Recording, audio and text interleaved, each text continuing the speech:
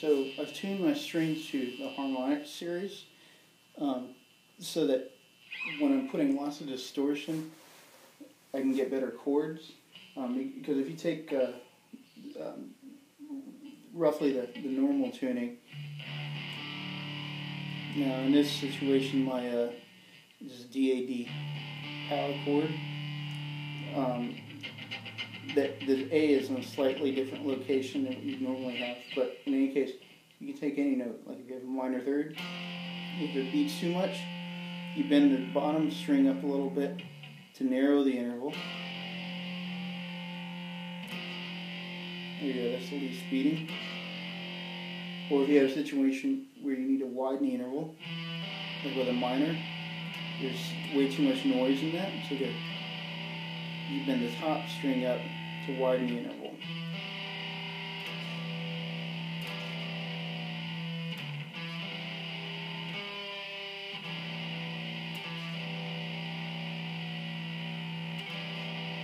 And since it's hard to play like that all over the place, instead of making the trade-off where everything is slightly out of tune except all your octaves are exactly the same everywhere, you know, what you do is you say that, okay, within a fret,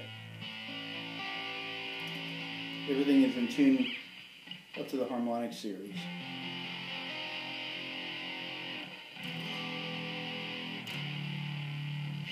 So, D, A, D, F sharp,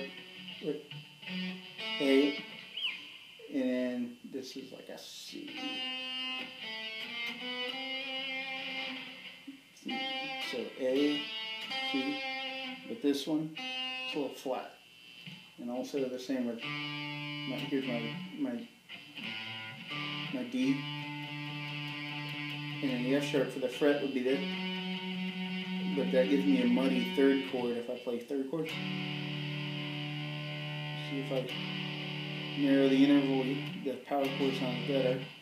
So what it is, I just tuned it so it really is like a just third.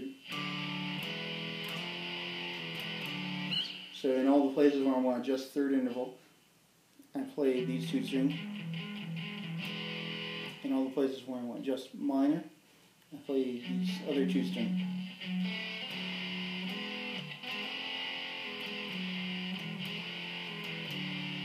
So all my chords are basically going to be bar chords on one location.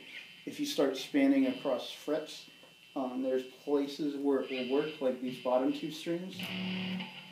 They're close enough to 12 and 2 that the frets still mostly match up.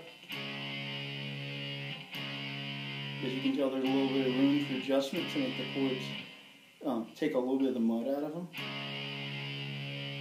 Okay.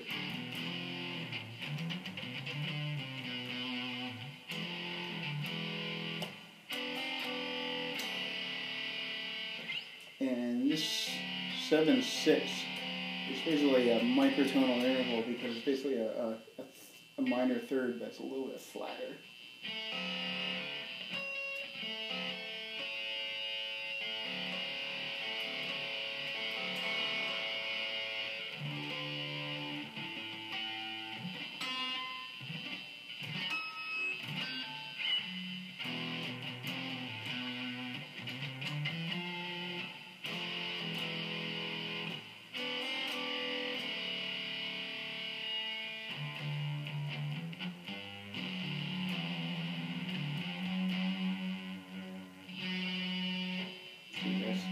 Fretted one.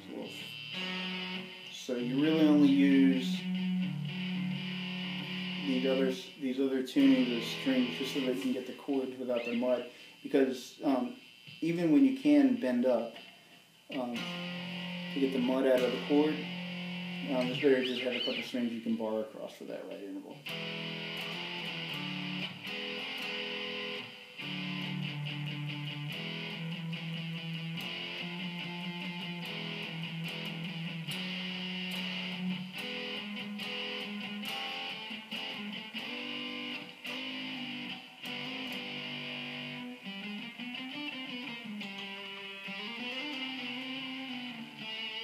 So it gives you a weird situation where you got multiple versions of the same note name.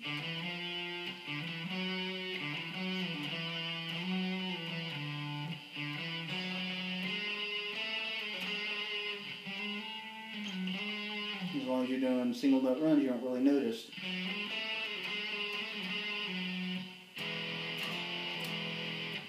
It sounds good in chords, but for the single note runs,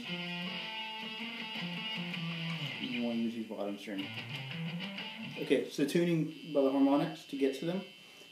This is spot, open string is the number 1, harmonic octave is number 2, 5th is number 3, the 4th is number 4.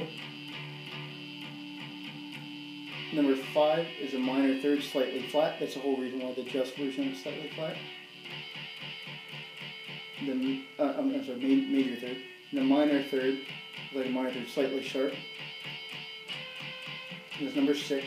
So 1, 2, 3, 4, 5, 6, 7. Okay, and it's the whole reason why 3 halves is this.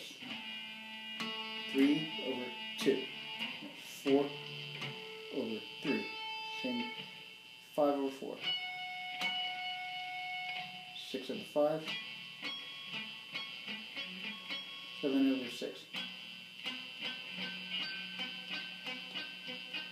And the good thing is you can check it all the way around.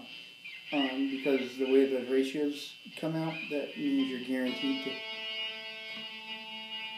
that you should be able to check by octaves.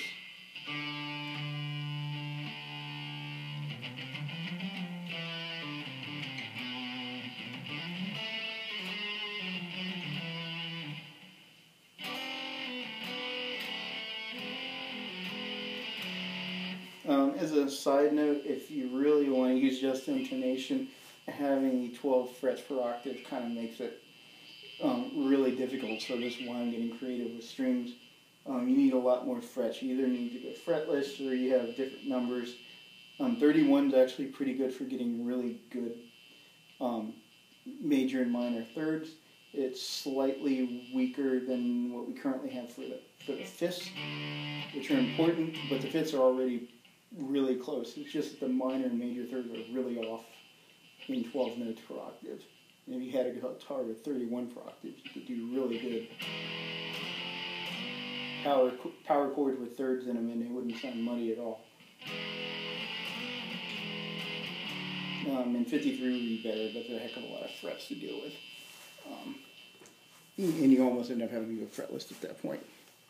Anyways, that's some stuff as I play around with microtonal guitars and the harmonic series.